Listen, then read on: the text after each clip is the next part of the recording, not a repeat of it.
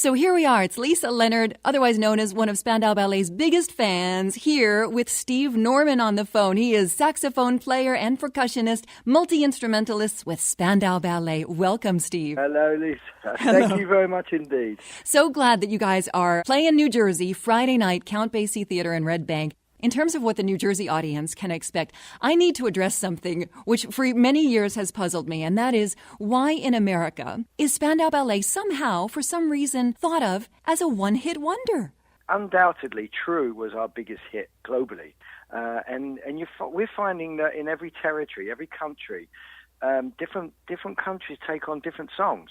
If you go to Italy and you watch a Spandau show in Italy, you'll find that it's I'll Fly For You. They go mad for that track. The thing about America is that, like a lot of other countries, they kind of got on board the train when True came out because it was such a mega success for us. So people that didn't know about the band and weren't into the band prior to that didn't know that we'd already been together for a few years.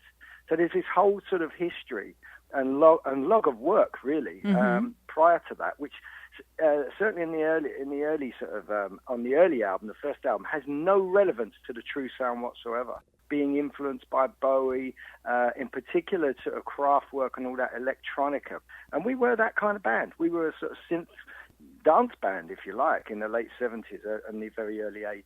True's been great for us, but our live shows, we're trying to sort of redress that and just show people that there's a history to Spandau even prior to True. Different phases. We're a very evolving band. We still are, really. The new tunes are sort of evolving in their own way. So people should come wearing their dancing shoes, getting ready to have a good time Friday night, right? Absolutely. I think also that people will be surprised how many tunes they do know. So it's not. I don't think we're a one-hit wonder. I think people don't realise that until they hear the tunes that they're actually Spandau tunes. Indeed. And so Friday night promises to be a great show. Do you ever get tired of playing certain songs? Since you have such a catalog and you have been touring for so many years, do you ever get bored or tired of a particular song? Never. I tell you, never. And I know people, I get asked this a lot, with regards to True, because it's such a favourite. We were in Washington, D.C. last night, and I felt that it was one of the best versions we'd ever played. They're different every night. There's a certain amount of improvisation goes on. I never played the same thing twice. I wish I could remember exactly how the solo goes. There's always slight differences, and then suddenly, you're off on this little path, and it's worth exploring. And, we're looking at each other thinking, oh, this really works. Let's just stay on there for a little bit, Love it. And so you never get really bored, even with True, must have played that billions of times. It just sounds fresh every time, And I can say that about every song, and I think I can speak on behalf of the whole band, if I'm honest. Now, I remember from seeing you back in the 80s that you play a mean saxophone. You also play percussion. You're like a multi-instrumentalist that pretty much can do everything.